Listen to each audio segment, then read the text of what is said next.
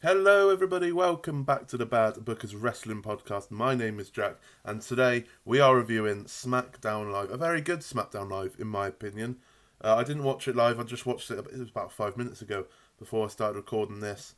I thought it was very, very good. It was all about building up the teams for Survivor Series.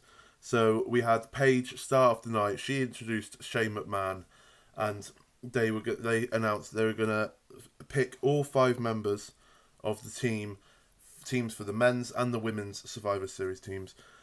Shane McMahon brought out the men's captain of the SmackDown Survivor Series men's team, which was Daniel Bryan, but shortly got cut off by The Miz, saying that he should be captain. He is 2/3 of the best in the world, and he should be captain of the Survivor Series team, not Daniel Bryan.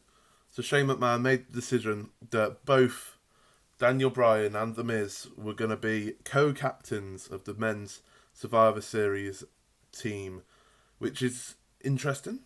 It's an interesting booking decision for WWE to do this, but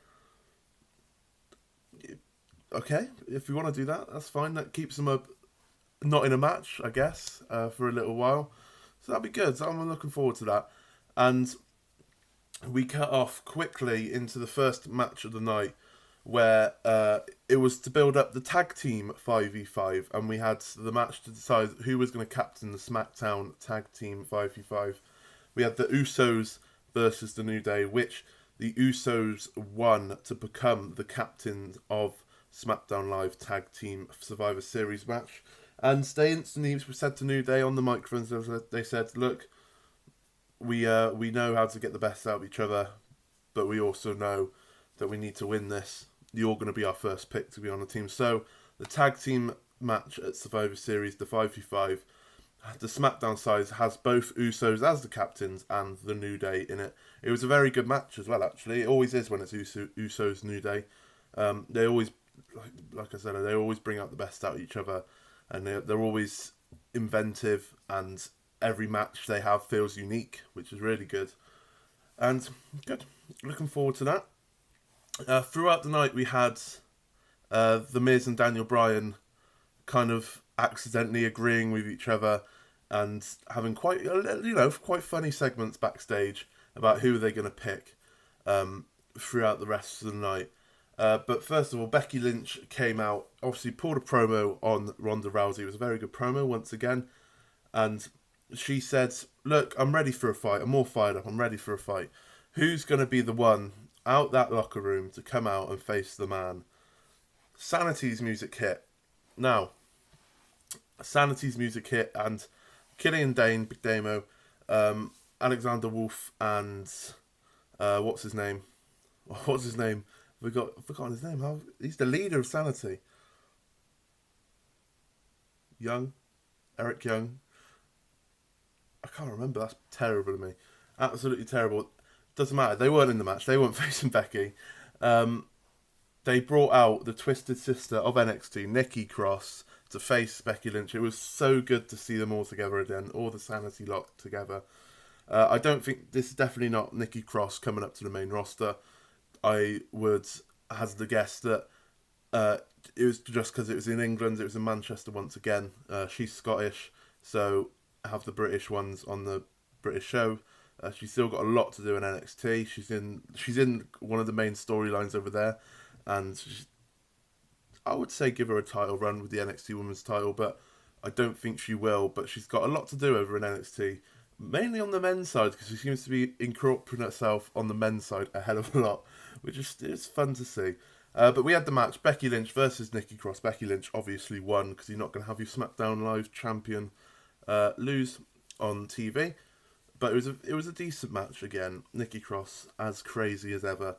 And we're moving on to Rey Mysterio versus Andrade, Cien, Almas. There was a segment before where Daniel Bryan said to The Miz, look, I want to pick Rey Mysterio for the team. And Miz said, okay, but as we're co-captains, I have to agree with this. So if he impresses me, he can get into the team. Rey Mysterio ended up defeating Cien in a really, really good match. We all wanted to see this match. two Mexican luchador-esque wrestlers fighting it out. See how they do. It was a dream match ever since Rey Mysterio came back, and they didn't disappoint. It was a very, very, very good match. Like I said, Rey Mysterio won, and he is now in the SmackDown Live men's 5v5 team at Survivor Series. And afterwards, Rey Mysterio is celebrating, and Randy Orton RKO'd him out of nowhere, I guess you can say. And I assume that's the next feud, Randy Orton versus Rey. It's an old feud, but I'd look forward to that. Anything that Randy Orton does is great at the moment, and Rey Mysterio's over like Rover, isn't he? So, good. We had the reveal of the all 5 women's participants for SmackDown Live. We had the team of Carmella, Naomi, Sonya Deville, Asuka, and team captain Charlotte. But Charlotte didn't come out when her theme hit.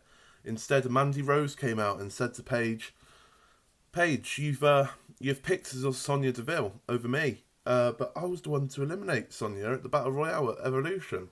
So why is that? And then she had a lot of time on the mic, to be fair play to them. She ran down everyone who was in the ring. She ran down Asuka, was like, Empress tomorrow, you're just yesterday's news. Carmella, she said, what did she say? Something about a title reign. Oh, she said, it was like, you're just like your title reign, short and meaningless, or something like that. And then she went to Naomi and went, is anyone even still feeling the glow? Are they feeling the glow? Especially your husband's Jimmy. And that sent Naomi over the top and started to beat down Mandy Rose. And interestingly, add a little bit of sauce into the mix. Sonya was the only one to drag Mandy away, and the rest of them dragged Naomi away. And you could say, I don't know if Sonya's a face or a heel in all this. She seems very face. Mandy Rose is obviously a heel, but they're a tag team as well. So, don't know. But Mandy Rose and Sonya Deville are friends. So Sonya went to look after Mandy, drag her away from the scuffle. And they had a little stare off afterwards. Sonya was like, look what you're doing. And Mandy wasn't looking very happy, and she stormed off. But yeah, that's the Women's Survivor Series team. If Charlotte is captain, it's still all up in the air at the moment. Carmella, Naomi, Sonya Deville, and Asuka with Charlotte captain. We then had the main event of the evening. 2 superstars that was handpicked. One by Daniel Bryan, one by The Miz. Daniel Bryan picked Jeff Hardy. And The Miz picked Samoa Joe. And they were both facing off, and the winner of that would be the last member into the Survivor Series team. Last member, you say? I've only mentioned 3. I didn't want to mention it, but I guess I have to. Starting segment, they had all that, and then after the tag team match, they had a backstage segment where The Miz went up to Shane McMahon and went, look, I want you to be the first pick into the side. And Shane was like, no, don't be stupid. No. And Daniel Bryan was like, no, actually, you've got more on the line than any of us. Shane, you're going to be our 3rd member. So Shane McMahon's in the Survivor Series team again. Yeah, cool. And let's just move on from that. Not talking about Shane anymore. Samoa Joe versus Jeff Hardy, which Samoa Joe won. So that means the men's team even of the Survivor Series men's 5v5 is The Miz and Daniel Bryan as co-captains, Shane McMahon, Samoa Joe, and Rey Mysterio. No Randy Orton. You could have replaced Shane McMahon with Randy Orton, but there you go. We'll have to see what happens, won't we? Afterwards, obviously The Miz and Daniel Bryan were on commentary watching the match. And Samoa Joe, after he won, he made Jeff Hardy tap out. A 3rd top-level babyface tapping out in recent weeks. It's mental. He went up to Daniel Bryan, started celebrating in his face. Daniel Bryan then lost his temper and started smacking up Samoa Joe. They jumped into the ring. He put the yes lock onto Samoa Joe. The Miz ran into the ring, picked up Daniel Bryan and was like, "What are you doing? What are you doing? Why are you fighting him? Stop losing your rag." The Miz then started getting laid out by Daniel Bryan before Shane McMahon ran down to the ring. He ran to the back of Daniel Bryan, tried to calm him down, but Daniel Bryan judo throwed him over his shoulder, kind of just looked back, shook his head and walked off. So Daniel Bryan is losing his cool a little bit, which there was no indication of that. It just seemed like he was being a sore loser kind of thing, because his pick didn't win the match. And I don't know, it made Daniel Bryan look kind of childish, I guess you could say. Childish, yeah. It's a bit of a sore loser. But that was SmackDown. It was very, very, very good, in my opinion. All the matches were great. The backstage segments were funny. Shane McMahon, the less said about him, the better. But yeah, SmackDown Live. I'm sorry it was a short one. I'm recording this off my phone, so because I don't have my equipment, so I wanted to make it a short one, so it's not as edited as it would be. Because I had to do it in one take, because I can't be bothered to edit it. But yeah, SmackDown Live, very good. If you did enjoy that, please please subscribe if you are new around here, or you haven't done so already. And I shall see you again Monday, I guess, for Monday Night Raw again. The go-home show before Survivor Series, I believe. Is it? Hold on, let me check this out. I believe it is. Yeah, next week is the go-home show for Survivor Series. So, Raw have still got to pick all their women's side and 2 more spots for the men's side, plus all their tag teams as well to go in it. So it's going to be a packed out Raw next week. But yeah, I'm looking forward to it. Like I said, subscribe, and thank you very much for watching.